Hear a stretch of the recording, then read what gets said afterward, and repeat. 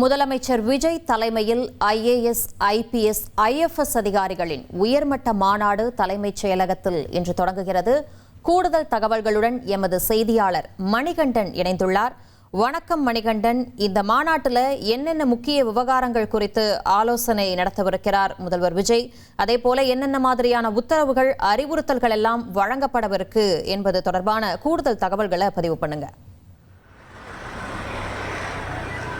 அரசு ரீதியிலான முக்கிய நடவடிக்கைகள் மற்றும் செயல் திட்டங்கள் குறித்து ஆய்வு செய்வதற்காக தமிழ்நாடு முதலமைச்சர் ஜோசப் விஜய் தலைமையில் இன்று தலைமைச் செயலகத்தில் 2 நாட்கள் மாவட்ட ஆட்சித்தலைவர்கள், காவல்துறை மற்றும் வனத்துறை அதிகாரிகள் மாநாடு நடைபெறுகிறது.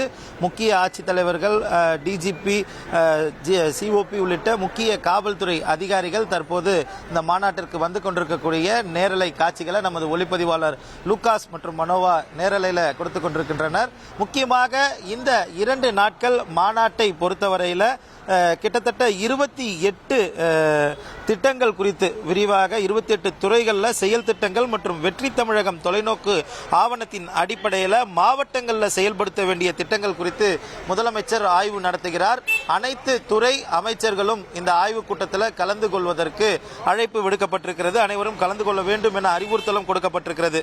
முதல் நாளான இன்று மாவட்ட ஆட்சியர்கள் மற்றும் மாவட்ட காவல் கண்காணிப்பாளர்கள் உள்ளிட்ட காவல்துறை அதிகாரிகளுடன் முதலமைச்சர் காலையில் ஆலோசனை நடத்துகிறார். பிறகு இன்று பிற்பகல்ல மாவட்ட ஆட்சியர்களுடன் தனியாக ஆலோசனையை நடத்த இருக்கிறார். நாளைய தினம் ஜூன் 30ஆம் தேதி சுற்றுச்சூழல் காலநிலை மாற்றம் மற்றும் வனத்துறை தொடர்பான திட்டங்கள் குறித்து IFS அதிகாரிகளுடன் முதலமைச்சர் இந்த மாநாட்டில் ஆய்வு நடத்துகிறார்.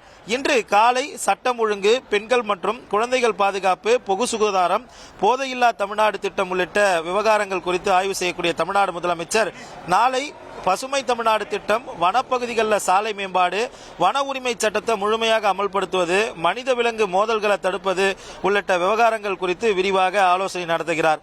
மேலும் மாவட்ட ஆட்சியர்களுக்கென தனி அமர்வுல 28 துறையின் செயல்பாடுகள் குறித்து விரிவாக ஆலோசிக்கப்படுவதற்கான வாய்ப்புகள் இருப்பதாக தெரிவிக்கப்பட்டிருக்கிறது.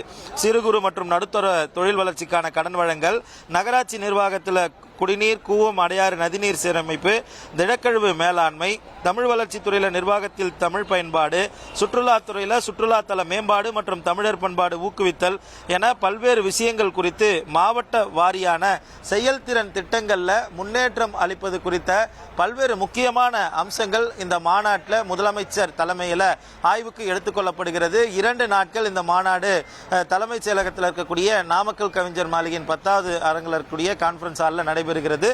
தொடர்ந்து அமைச்சர்கள் வருகை தந்து கொண்டிருக்கின்றனர். இன்னும் சிறிது நேரத்தில் தமிழ்நாடு முதலமைச்சர் கூட்ட அரங்கு நடைபெறக்கூடிய இந்த நிகழ்விடத்திற்கு வருகை தர இருக்கிறார். சரியாக 10 மணிக்கு இந்த 2 நாள் மாநாடு தமிழ்நாடு முதலமைச்சர் தலைமையில் தொடங்க இருக்கிறது. இனி செல்லும் இடமெல்லாம் செய்தி.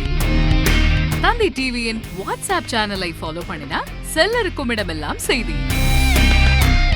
இதோ QR கோட், இப்பவே ஸ்கேன் பண்ணுங்க, ஃபாலோ பண்ணுங்க.